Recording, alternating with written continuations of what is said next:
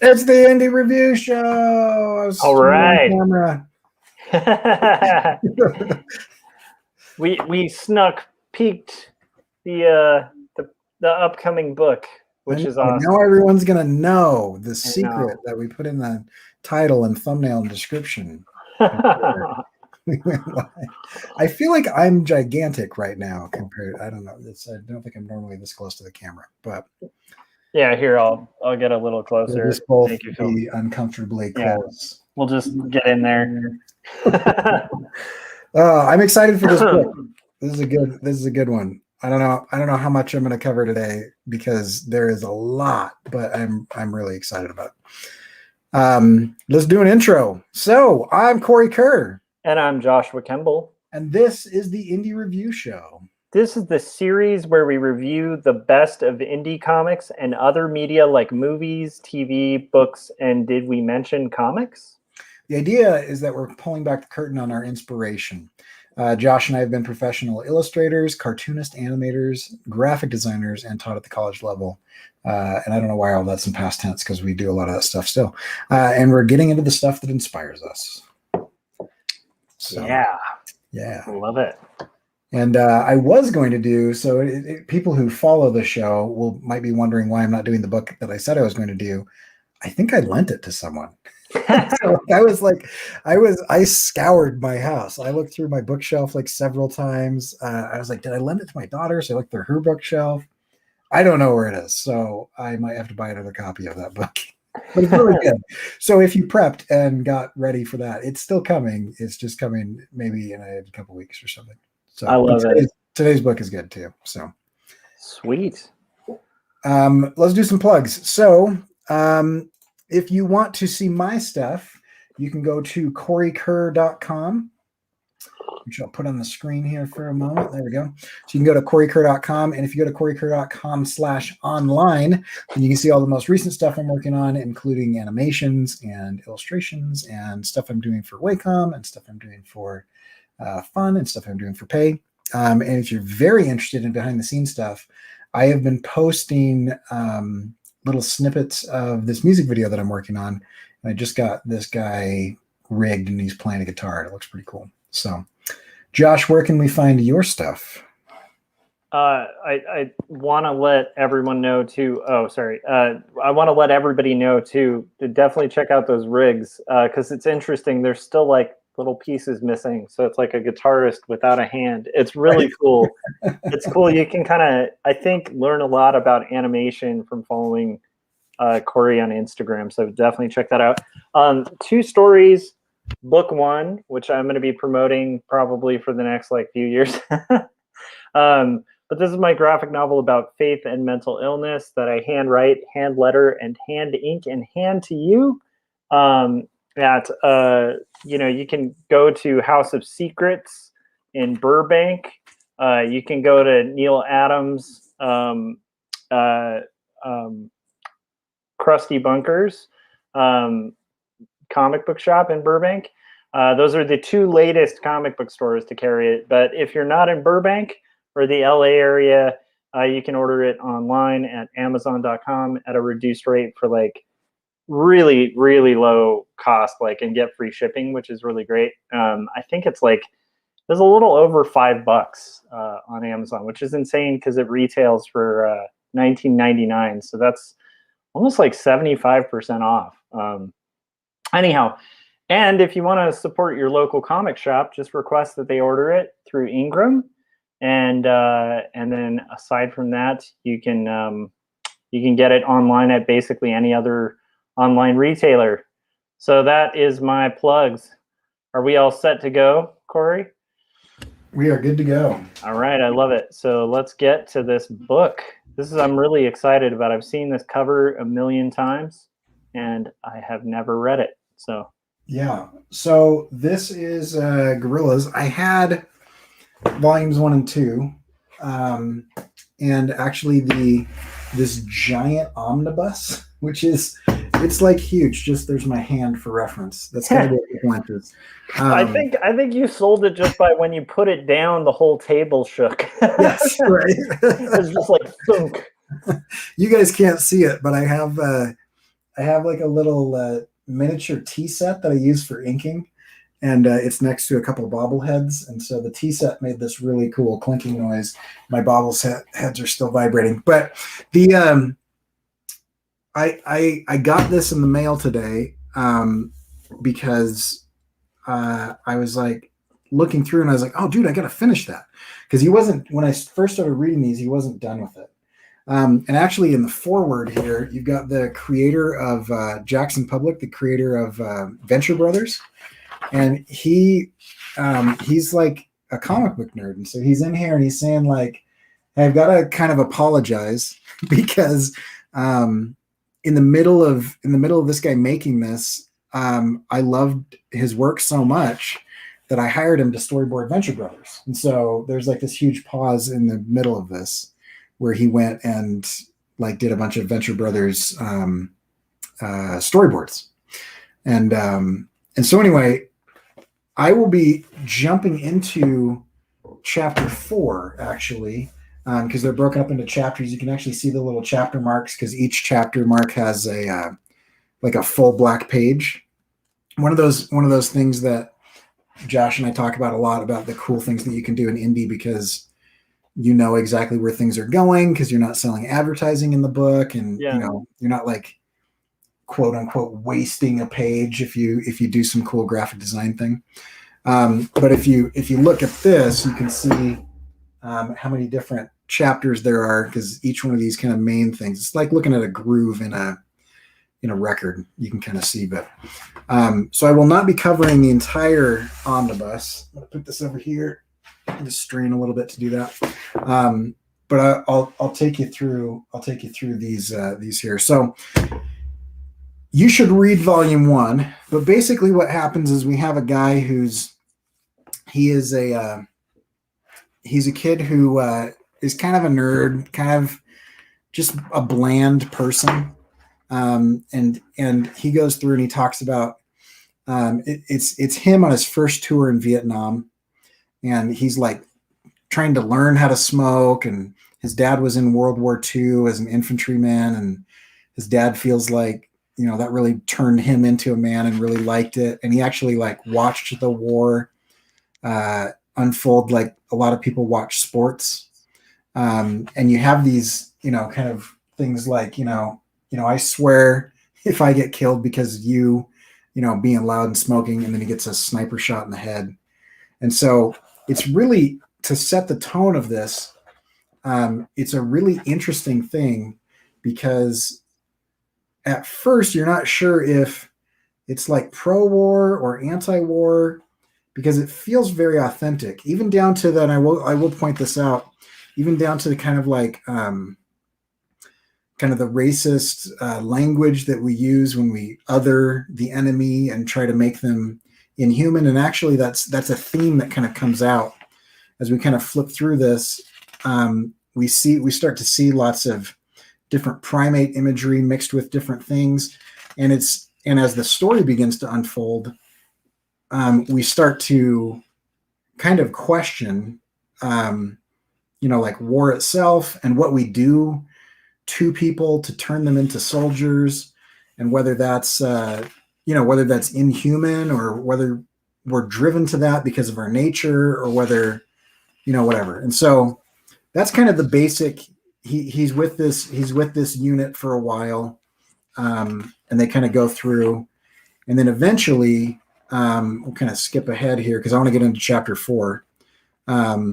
We need to introduce to this guy. So this is a scientist who he and his brother have been working on kind of a secret project similar to Paperclip.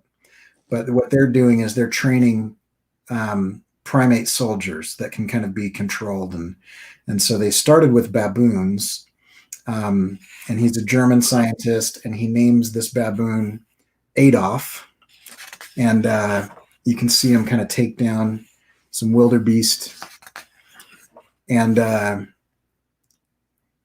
we'll kind of skip ahead here, but what I really love about this is he's a storyboard artist, and you can see in the work that he is very gestural and like the storytelling is just incredible. And some of these Yeah. even just read as if we're watching frame by frame in an animation or a movie. Yeah, the movement. Yeah, the in the movement. line is really cool.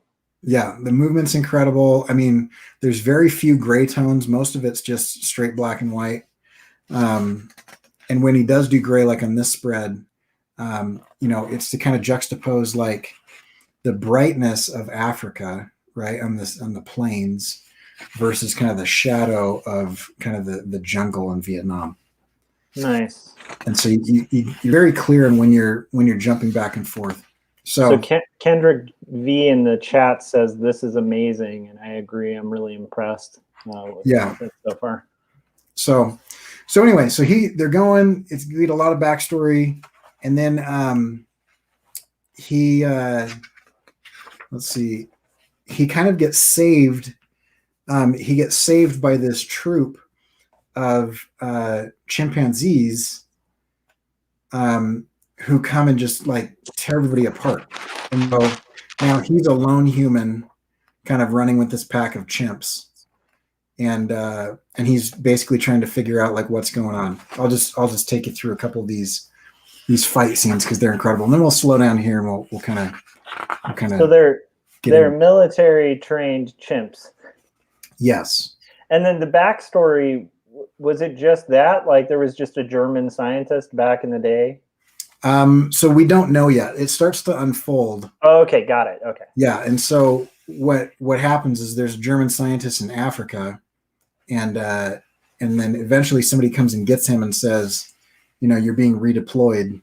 And he's like, what are you talking about? I'm not a soldier. And they're like, you work for the government. And so he gets sent with Adolf to Vietnam, and we don't exactly know why, but the scientist and the baboon are put with this troop here, to hunt down and find these chimpanzees, because the chimpanzees have gone AWOL.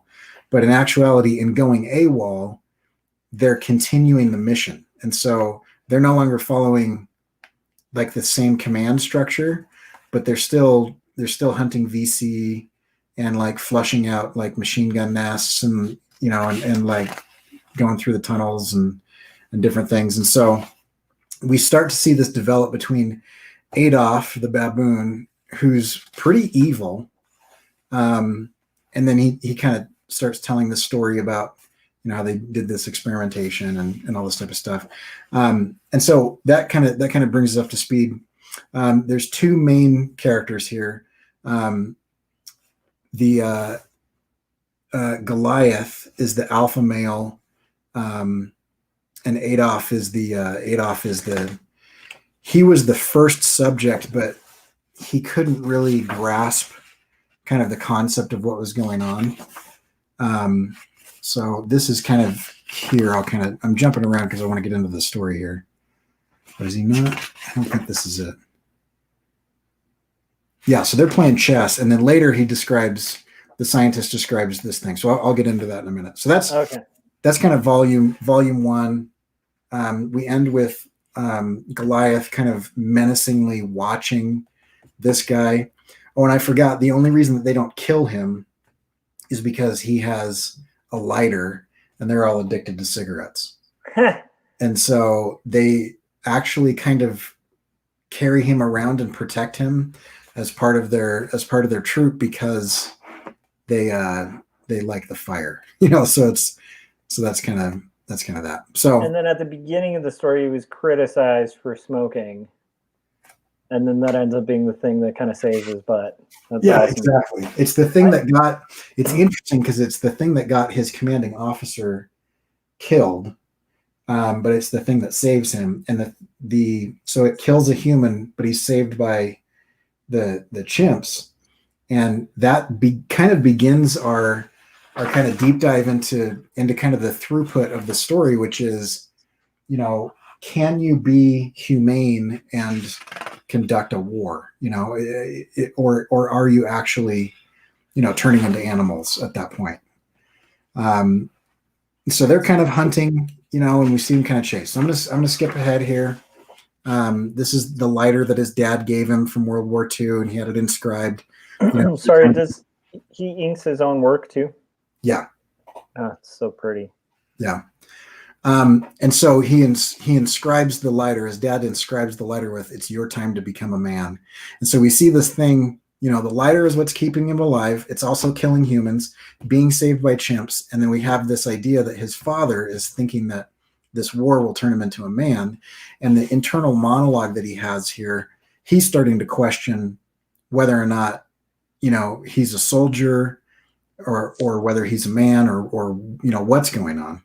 And so we kind of get this really cool, almost like the seafaring story in The Watchmen.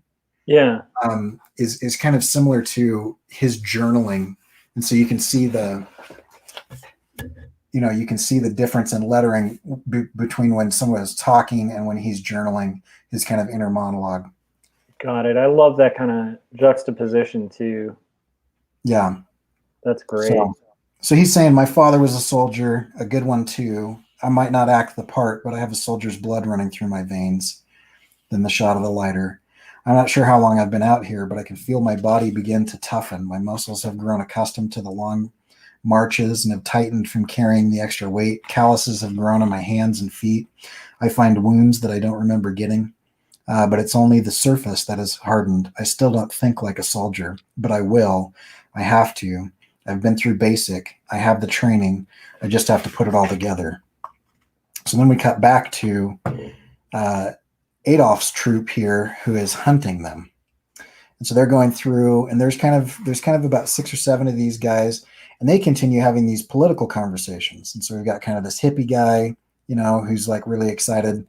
And he's, they're discussing why, what the difference is between like, Hiroshima and this war. They're like, why don't we just drop a bomb? They're kind of having this conversation. These guys are telling him he's an idiot.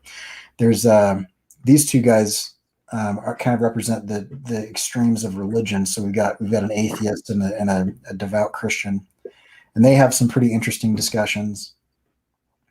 And then we have this other juxtaposition as we jump back into our main character here with his chimpanzee troop. We have monkeys in the trees throwing rocks at this troop. And these guys are all wearing clothes. They're in fatigues. They've got name tags. They've got actual names. And it's just interesting how he continues to kind of do the juxtaposition, because you can see the people here along this line lined up, kind of in order. You see the monkeys here in this line kind of lined up in order. And the whole time we're starting to get this idea of like, is there a difference between what they're doing? What is the difference? What makes a human a human? What makes, could a chimpanzee show humane, kind of features and traits?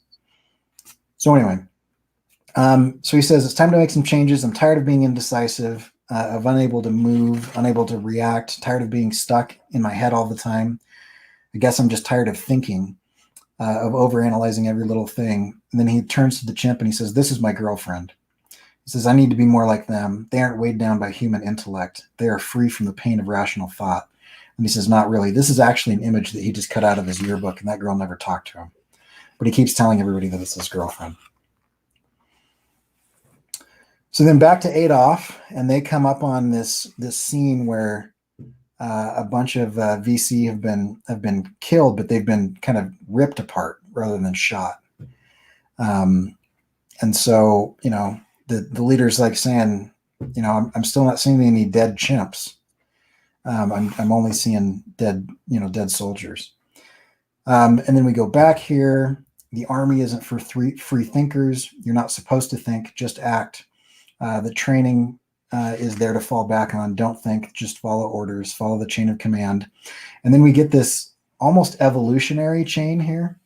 You must lose your sense of self, become part of the unit, part of the colony, like an insect, because there's no room for mistakes. It's kill or be killed, survival of the fittest. And so we actually see that he's trying to convince himself and talk himself into becoming more like the animals so that he can be a better soldier. Wow. And then we have this guy he back with Adolf's group. So we're flipping back and forth as they're kind of, playing cat and mouse here.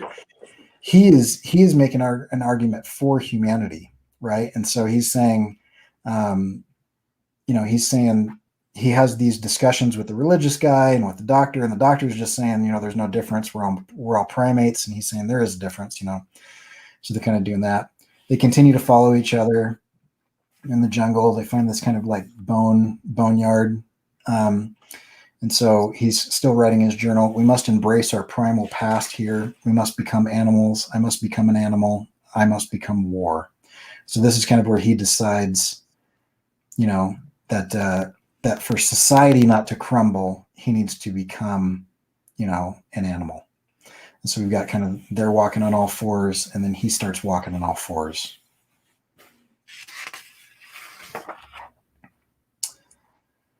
So then we go back to Adolf's troop.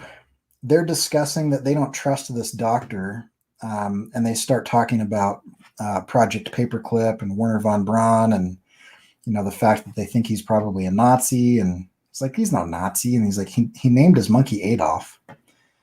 And so they start talking about how they were shipping a bunch of Nazi scientists over to the States, and that they got us into space and helped build us all kinds of different things. And there's probably some leftover Nazi scientists around. So now they're kind of questioning. And it's interesting that within this group, you start to see them othering each other based on accents and assumptions, and things like that. So Adolf here is always muzzled. And there's also like nerdy discussions about, everybody keeps calling these guys monkeys. And there's this one guy who keeps saying they don't have tails. They're not monkeys. They're apes, and so they keep like discussing like scientific classification of things and stuff like that, which is just kind of, it's funny because we've had that discussion. Yeah, for sure. So then again, we see he's finally ready, kill or be killed. And then he's like, oh, corn. And then he comes through the corn and he sees this whole village. And he's like, oh no, right? And so his troop earlier had just torched this village of innocent people. And he was just, it was horrible. And he's like, now that he's with the animals, he's thinking this is going to be awful, right? So then we cut back to Adolf. And again, we see kind of this juxtaposition or comparison of monkeys in the trees and, people kind of lined up. Yeah, the staging is just really impressive. Like, because you get very similar things where we actually have the chimps are acting a lot more like the people, and this other troop is staged and blocked more like the animals. Yeah, and I love the also they keep doing that figure foreground flip too with the with the silhouettes.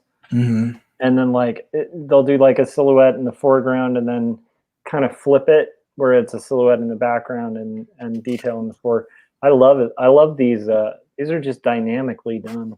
Yeah, I mean, Very if anybody's ever read Framed Ink, I mean, this is just like, it's that book, but it's an entire series of comics rather than just examples. I mean, it is really good. Just that when they choose to do black, when they choose to do a rim light, it's amazing. So then they start playing chess. And the nerdy dude who's always reading comics and correcting everybody that they're not monkeys, they're whatever. They're talking about chess and how it's like how war should actually be. And this guy's like, oh, I don't play chess, but got any checkers? He's like, checkers? Checkers is for old people and simpletons. No offense, but chess is where it's at, man. This is some real echelon stuff, deploying troops, and so they're kind of going back and forth. He's like, there ain't no jungles, ain't no politics, ain't no snipers, no bouncing betties, no tunnels, no suicide bombers, just strategy. And the only ambush you'll ever run into is the one that's been sitting right in front of your face the whole game. Checkmate. And then this guy's an idiot, so he kind of turns the board over.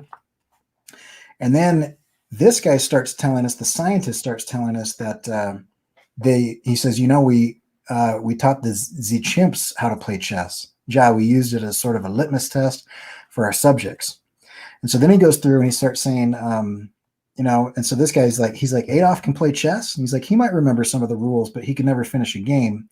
He was our first subject and very promising, very eager to learn. And he learned how the pieces moved well enough, but he never quite grasped the concept of strategy. So he just attacked straight on, and he lost because of it. Goliath, on the other hand, the alpha male of the chimpanzee troop, was our second subject, and he became fast friends until they were inseparable, like brothers, and then they began a sibling rivalry. But as Adolf reached his limits of his comprehension, Goliath continued to make progress, and eventually they had a falling out. And after the altercation, Adolf had to be separated from the other subjects. Because of his natural aptitude for combat, we decided to keep him around, but we took his training in a different direction. And so you start to see that the actual difference between Adolf and Goliath is that Goliath is a thinker and Adolf is just pure animalistic brute force. And so he starts. That also makes, that also sets up anticipation, because reading that, I'm like, oh, cool. So like you're also seeing Goliath's advantage in their rivalry, like a potential advantage, which makes it interesting, where it's like, how's that going to play out? It's like Brain versus Brawn. That's cool. I love it. Yeah. And you start to get like a sense of anticipation of like, is it going to be, the brute force straight on attack or the mind? So it is kind of that Brain versus Brawn, mind over matter is being foreshadowed, and they still haven't met up yet. And so you're still flipping back and forth as they get closer and closer. So that's a good device. Yeah. So we'll speed up a little bit here. So I thought I was ready, but I'm not. I'm still scared. I can't help it. He starts seeing all of these villagers, right? He's seeing women carrying babies, and he's thinking of his future and his family. And then he starts realizing that, these people are just like him, and that's and he realizes that he says, I started thinking about it's too much risk, my future, my family, my memories, and yet that's what I'm being asked to take away from my enemy. And he says, I'm not sure they're VC. And then he shushes him. And I love this. I mean, just this panel, like there's just so many good. I'm bumping the mic. I mean, just the gesture of that. Yeah. The nature of it is amazing. And I love how actually the ape is really complex and the human is overly simplified. Yeah. Also, just the simplification of those eyes as dots is just, I absolutely love this style. Yeah. It's just great. Yeah. I mean, we even have like a little Orphan Annie, just pure circles up here. So they wait for him. So everybody's asleep. We're back with Adolf again. He comes in here and he's like, hey, where did Adolf go? And so he goes in there. And now, instead of cutting back and forth between pages, the pacing starts to pick up, because now we start to cut back and forth between panels. And so here we are with Goliath, okay, Adolf, Goliath. And we start to see this countdown. You're going to love this part. So they're placing some bombs, and we see this countdown. And then we see this countdown on these panels as we're continuing to switch back and forth. So here's the soldier looking for Adolf. He's hearing this crunching sound. He looks and he sees that Adolf has eaten the heads of, he's just beheaded this whole troop of monkeys.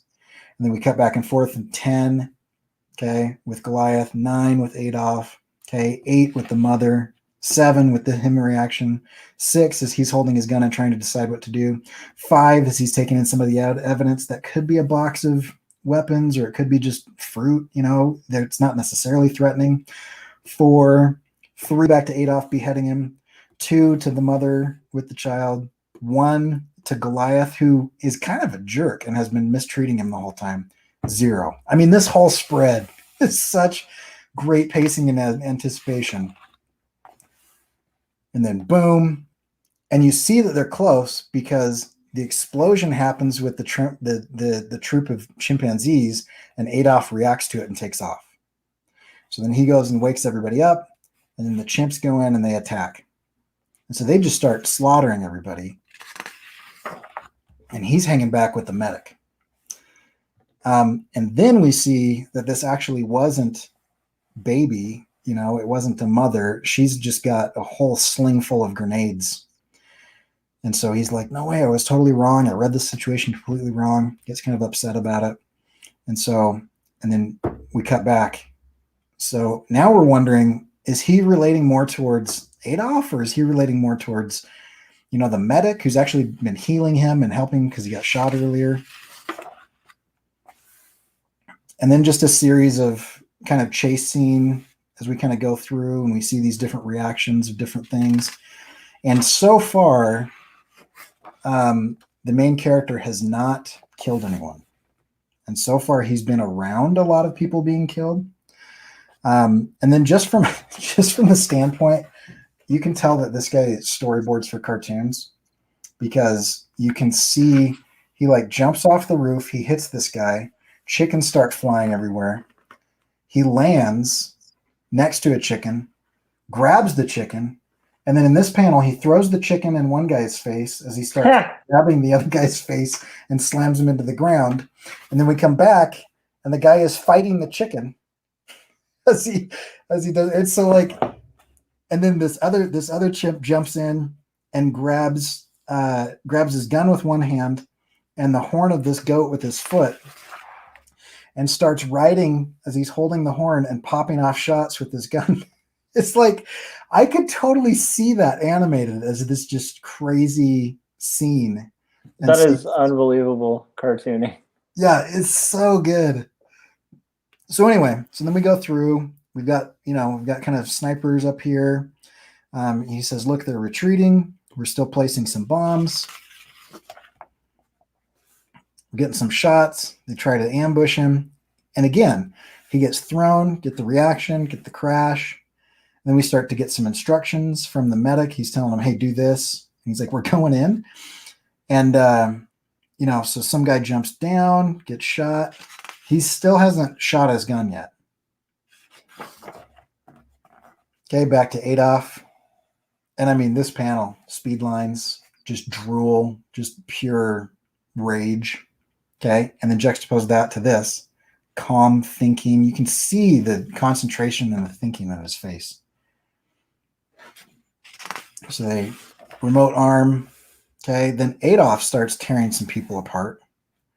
Okay, then the troop with the scientist catches up, and they're getting closer, and we see them still fighting. He drops the bomb. Okay, so he's like, the bomb's here. He climbs the tree. He goes super fast, screams. It goes off. The tree falls. He jumps. It crushes this house. Crash. Okay, then they're kind of saying, we're back to Adolf again. So we keep jumping back and forth. Okay, there's the bunch of dust. We don't know what's going on. He sees a shadowy figure. I mean, this is like bone almost in the smoke and just the clear single line work of that. Yeah. And then this is this figure. And so he's surprised. They both see each other. They both fire at the same time. And the one guy misses and he hits. And that's his first kill. Total reaction, not a decision. He was surprised and protected himself.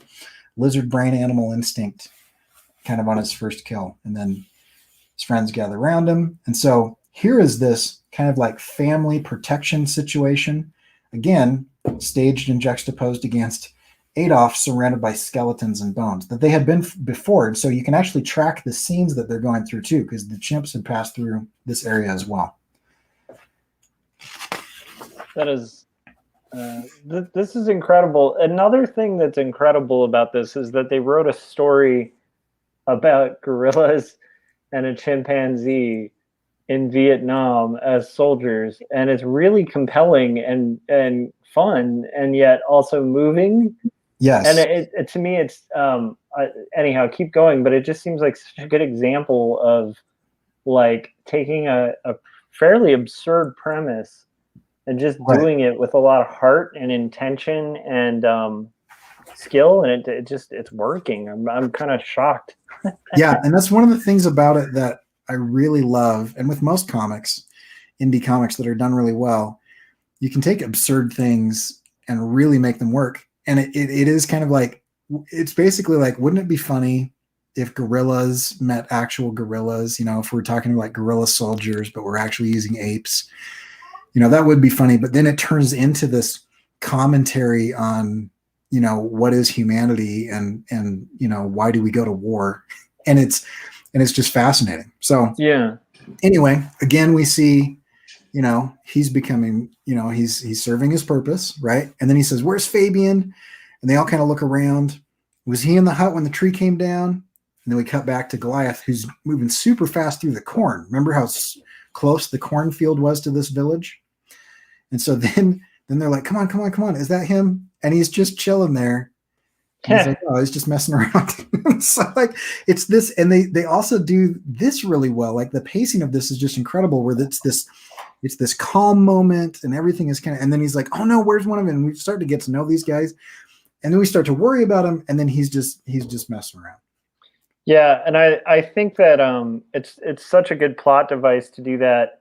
You see the impending threat, and then you switch from that to like the kind of other side, and then from side to side to just build tension as the pursuit and the pursued like draw nearer to each other. It's such a great action device, and this is just being done so well. Yeah. Yeah, I agree. It's, I mean, I was telling you before we went live, but in the reread of this, I just loved like how much more I got out of it this time, because I was looking at storycraft, not just the art. You know, it's an enjoyable story, but you start to dissect why. It's just really well done. So they catch up to the village, and there's this one lone woman who is just laughing at them, and that's chapter 4. So in between each of these, there's a chapter break, and it says, "There's no such thing as darkness, only a failure to see." And she's just sitting there laughing at them, and you know, they're saying, "I don't know where they are, but they were obviously here." And I'm gonna fast forward a little bit here, and so they're sitting there and they're talking, and this is where it gets kind of interesting. Actually, I won't fast forward past this part. And so he said, "Why are they still fighting? You know, if they went AWOL, why are they still fighting? Why didn't, you know, if I went AWOL, you know?" He says, "Because that's what they're trained to do. They're soldiers just like you." And he says, "You know, they ain't like us. They've gone off the reservation." He said, "Yeah, that's true. If I was AWOL, I wouldn't stop and clear no village. I'd take the long way around." And he says, "Perhaps they're better trained than you are." And he says, "You mean brainwashed?" "Yeah, brainwashed, and F you. Do you really think it's so hard to get a chimpanzee to kill that I would have to brainwash him?" And then he goes through and starts to explain that they naturally territorially hunt, and they actually go on the offensive, you know, and they'll take out perceived threats rather than just protected territory. And so that chimps, he says, does that not sound familiar? He says, "So you're saying that it's in their nature to make war as it's in ours. Perhaps it's not that we taught them, but the other way around." So we've got this idea of like evolution versus religion that's kind of coming in. And this guy hates the scientists. "You either got too high an opinion of them or not enough high an opinion of us. Either way, I'm getting sick and tired of being compared to a bunch of monkeys."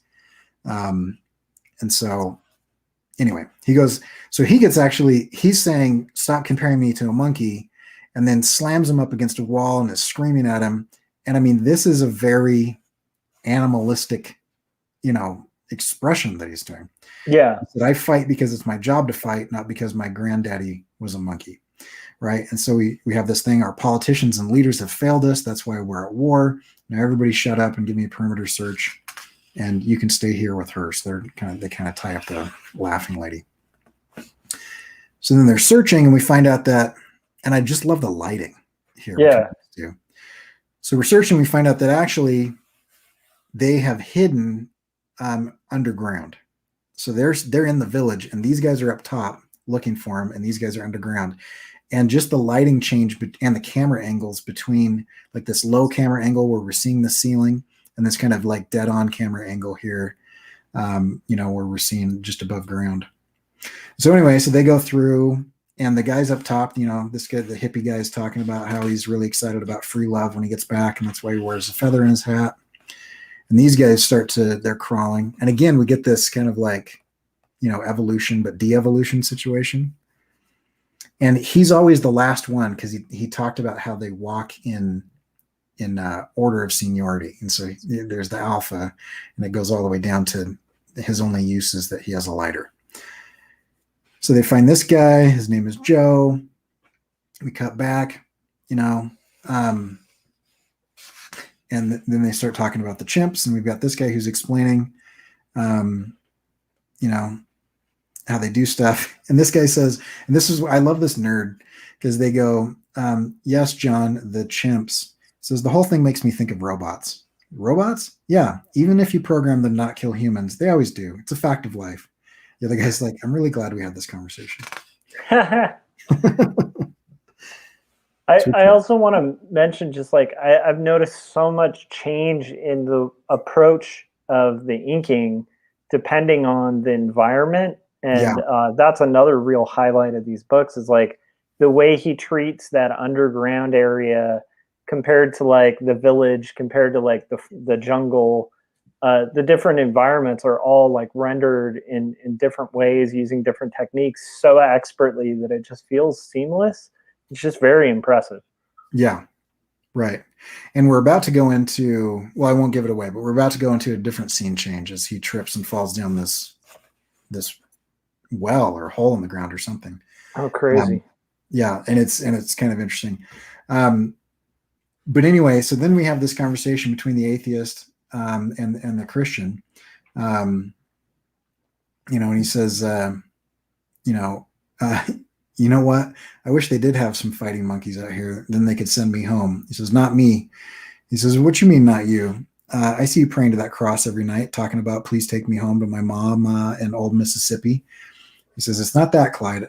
I want to go home too. It's not right what that doctor's done to them monkeys. It's a sin against nature. God made all creatures on this earth, and he made them the way he wanted them. And it ain't our place to be changing them. That doctor is challenging God's authority, and he's going to hell for it. And so that kind of the subtext of that conversation is, what are we doing to our soldiers? Like, what are we doing, to turn people into killers? Which is kind of an interesting. He's like, are you serious? And he said, then they start talking about a bunch of stuff that Adolf Hitler did with people and all kinds of weird experiments and stuff. And I just love the kind of like the eye and the cross and the rosaries, and we kind of go back and forth. And anyway, so he's fallen down this well, and he says, hello. It gets very cartoonish. You notice that his face becomes almost like more bend and stretch and more exaggerated. Got this door off in the distance. So he's walking in water. If you don't exactly know what's going on. So he walks over there, he crawls through, and then he's in somebody's home, and he's like squish, squish. And he's walking past all these photos. He hears some eggs, and he sees his mom. He's like, oh, Mom. And then she turns around. Hi, darling. You're up early for a Saturday. She's got the face of a monkey. But here, bring this to your father. And so he goes and he gets his dad, and he says, what's your mom squawking about now? Morning, John. And his dad is Goliath. What's going on? You're not my dad. He says, hey, calm down. It's me. It's just a costume. So he takes his face off, and it's a costume. He says, I'm glad you're here. I want to introduce you to something. This is Quan Young. He's an exchange student from Vietnam. He's going to stay with us for a little while. And it's, a dead guy who's speaking to him. And so then he's freaking out. And then we realize that he had fallen asleep and had dreamed this whole sequence. And he continues to have these kind of like sleeping dreams, in the middle of really inopportune times. And so they're like, please don't get us killed by screaming out in your sleep. So we're back here. The lady's laughing. Adolf is continuing to hunt. They're kind of going through stuff. Still looking, still hiding. And then he says, these are the tunnels. I heard about them from my father. He followed the war like an ex-ball player would follow box scores. He read everything he could about it, news clippings, time, life, but it was the tunnels that fascinated him. The VC, outmatched by resources of a first world army, had been forced underground literally. It was here, beneath their ancestral soil, where the VC devised tactics to expel their foreign invaders. And we even start to get like kind of like diagrams of what's going on. I love it. Cutaways in comics, like I'm a big fan of. Yeah, and the interesting thing about this is what you're about to hear is him describing his father's justification for dehumanizing the VCs. And as we're hearing that, they get dehumanized into kind of iconography rather than people. They had dug hundreds of miles of tunnels which connected villages and fed supply lines. They built invisible cities which housed all of the necessities to wage war against the most powerful army on earth. They're like phantoms, my father said, animals. The Nazis were nothing compared to these expletives. They're willing to go underground like insects, subterranean creatures that survive on rotten food and putrid air. They only come out at night, and it said that they have an arcane ability to appear and disappear at will. They're phantoms, John. I'm telling you, devils who bring their dead back to underground with them, demons with the knowledge to resurrect a never-ending army of soulless warriors. My father was known to exaggerate for effect. This is who we're up against, John. This is what it means to be a communist. This is what happens. This is what happens when humanity has nothing left to lose. And so what's actually going on is you're hearing all of the language that his father used to dehumanize these people. Well, John is sitting here and he's saying they're just like me. They've got families and they've got kids and babies and they do things, and they've got memories and hopes and dreams. And yet he's being confronted with all this imagery of, dead bodies underground and all this type of stuff. And, we hear, communists and racial epithets and animals and insects and infestation, a lot of the types of words that people use to dehumanize and other the enemy.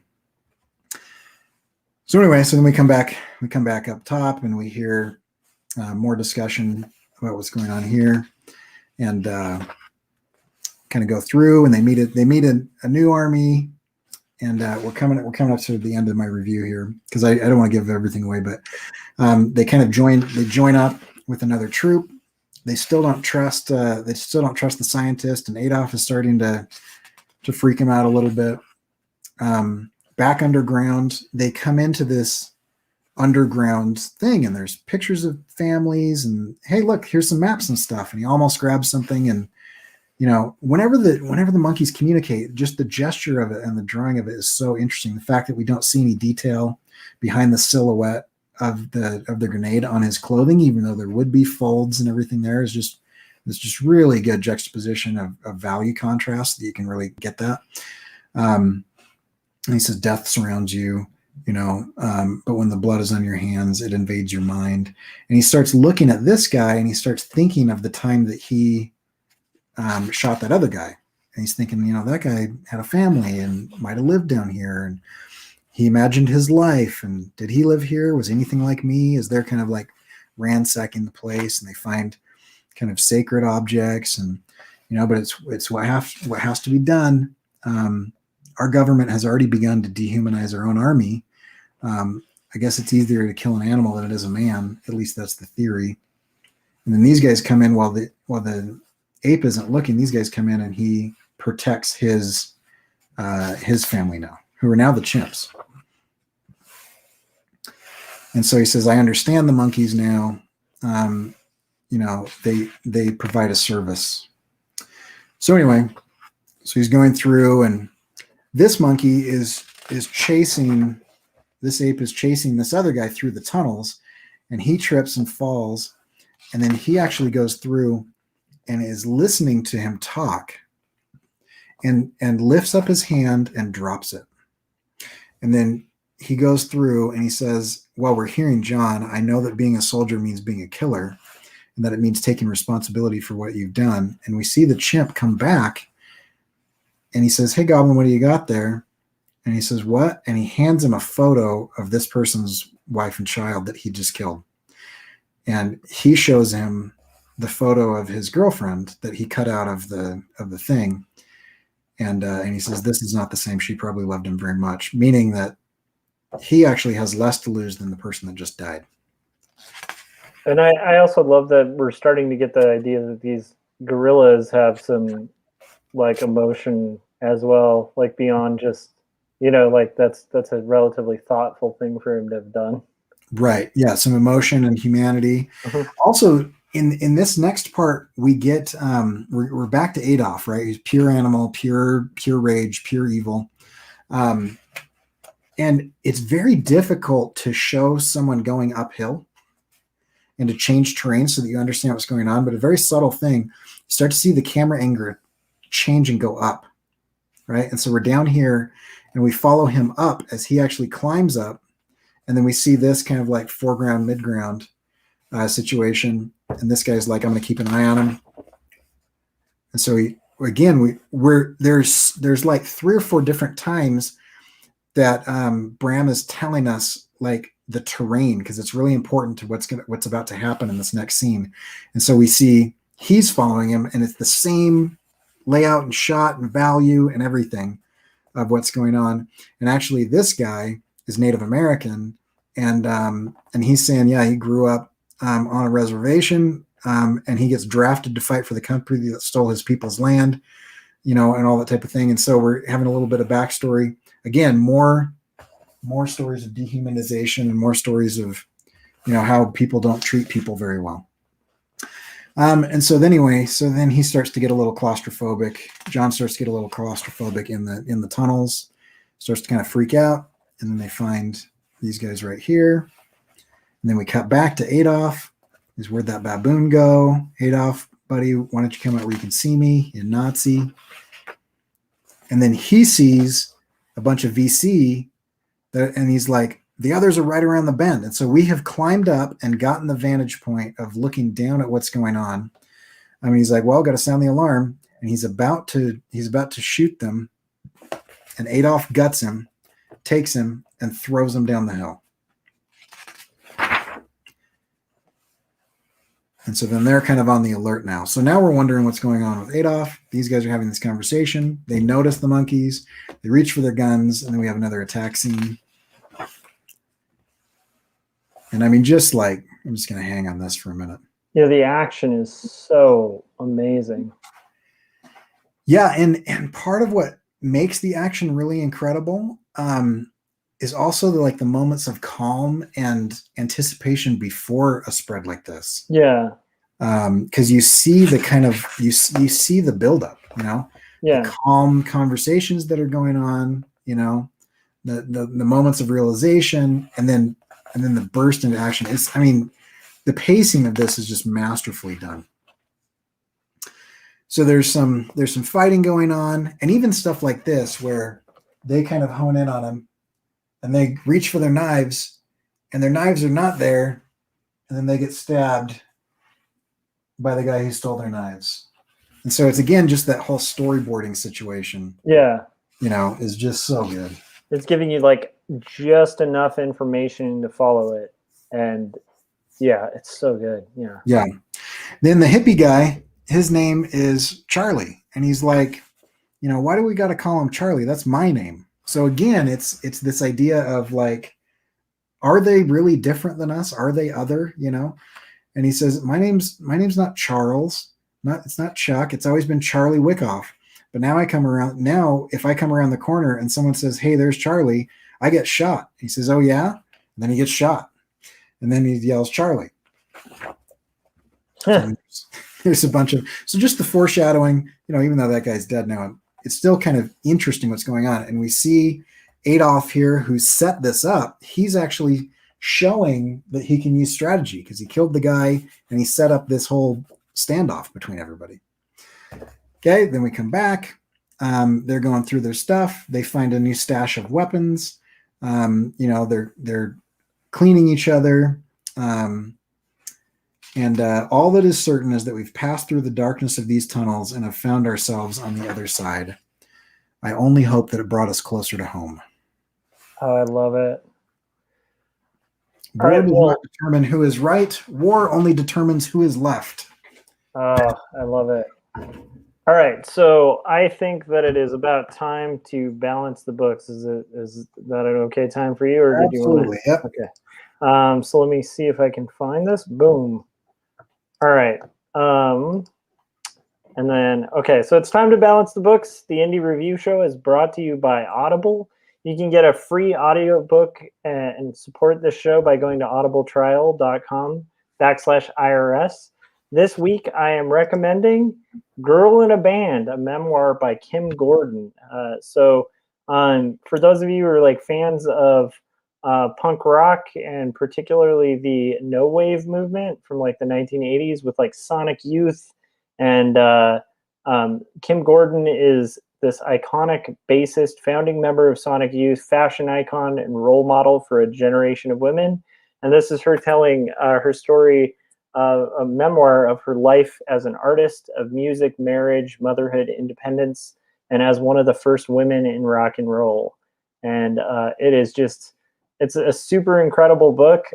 It's like a deep dive. You get these backstage stories about kind of hanging out with Neil Young and sort of learning these different important lessons about art and music, and as well as like a lot of hot goss about all these people within the punk and the early grunge scene. So it's a recommended book. I enjoyed it a lot, and it's read by Kim Gordon, which is cool as well. So that is my book recommendation. And now I'll go back to this. And yeah, that's awesome. And if anybody wants to do that and support the show, they can go to audibletrial.com/IRS or go to irsagency.com and click on any of the links on that page. They're all monetized. It doesn't cost you anything, but we get a little kickback that helps us keep the lights on. I love it. Okay, so that was surprising. That was surprising. I'm impressed. I was expecting it to be a little more lighthearted or kind of almost like more pulpy, like a war comic from like the 40s, which it is a little bit. But I was really surprised by the depth and also how hooked I got just from your walkthrough of it. So that's a book I'm going to have to pick up. Yeah, and I will tell you that I'm like surrounded by books right now. I'll tell you that the omnibus actually isn't that much money. I think it's like $35 for this whole thing. So if you think of like paying like $4 or $5 for a Marvel or DC 22 pager, and you can spend 30 to 35 for like 600 pages. I mean, that's pretty decent. And you already know what Superman's going to do, but you have no idea what Adolf is going to do. So anyway, yeah, I think it's great. And I really enjoy the nuance of what's going on. And it's not, I don't feel like any of the symbolism is like on the nose. You know, I don't feel like it's like, oh, he's doing that juxtaposition thing again. And it's, you know, like the whole time that he's doing it, I really feel like it's very subtle and just very, very well done. But if you're looking for it, you can actually start to see kind of in between what's going on. And the first time I read it, I just enjoyed it as a story. Yeah. On rereads, I came through and I've really started to see like all of the different times that he's showcasing nuance versus black and white. He's showcasing humanity versus animal instinct. He's showcasing, you know, nature versus nurture. And he's starting to see like, you know, he's not saying that humanity is good or bad, but he's saying that particular types of things that we do, you know, are much more primal than we might like to think, you know, and so just the gray areas in this black and white book I find incredibly well done and very, very subtle, but yet very powerful, and you feel it a lot of the time. Yeah, and the art style too is just massively inspiring. It's like that perfect balance between cartooning and realism, where he sort of. I love a cartoonist who knows just the minimal amount of detail to include to get across an expression or a point, but also can show off with a lot of detail where it's needed, and like also just the command of form. And like the ability to just draw animals in action and movement is really just massively inspiring. I'm very impressed by the book. Yeah, and I mean you really get a sense of the movement, and at times it reads like a storyboard, at times it reads like a picture book, at other times it reads like like a comic, and at no point in time do you like notice like, oh, now he's doing this. It's just a seamless transition. His pacing, the way he speeds things up and slows things down with the action and with the talking and with the, I mean, and just cliche symbols that don't feel cliche, like soldiers playing chess, and then talking about chess, and then talking about how that, and it naturally flows into these really interesting discussions that are actually quite deep, and yet the discussions themselves, if Cory Kerr, 7 years ago was to write this, those discussions would take 15 pages, but he condenses it down into 6 panels in a page and a half, and yet, you get all the information you need, and you can really think about it, and yet it doesn't slow the story down and feel like a slog, in those kind of like teaching moments, or in the discussions between the atheist and the Christian, or in the discussions between the patriot and the scientist, and you have all these different kind of things, and you don't have, you don't feel like you're being lectured to, or it's like, oh, it's this again, it's more exposition. Anyway, just very, very well done. You can see why the Venture Brothers guy was like, I'm stealing this guy for a few seasons. Yeah, 100%. I mean, just the ability to pace and have tempo and that much variety of movement and action. It's really, and I noticed that too. Like, these really complicated dialogue sequences never seem to stop the flow and the tension of like of the pending doom of the pursuer meeting the pursued, and like, Right. I find that really inspiring. That's very cool. Yeah. So yeah, we're over an hour. What would you what one or two things would you steal from this and apply it to your own work? So I definitely would say, if I ever write an action comic, I think this would be just a really, really good example of that, a solid example of that. From a plot perspective, it never hurts to have that sort of pursuing and pursued narrative, where you're kind of seeing the hunter, and then you're seeing the hunted. Yeah. And I think that's such a great device, because it just builds that tension for the inevitable meeting. And I think the way that it's executed in this, it is really on the nose, but it's done so excellent, Right. that it's a really good example of that.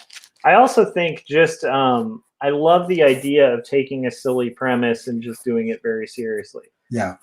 Because I feel like I probably couldn't read like one issue. Like, I can imagine this being a book I'd see at a comic shop, and I'd be like, like it's Guerillas, like, as guerrilla warriors. Oh, cool. Okay, I'll see that, because like, it's fun to see drawings of like primates and stuff, and primates with guns and cigarettes is pretty awesome.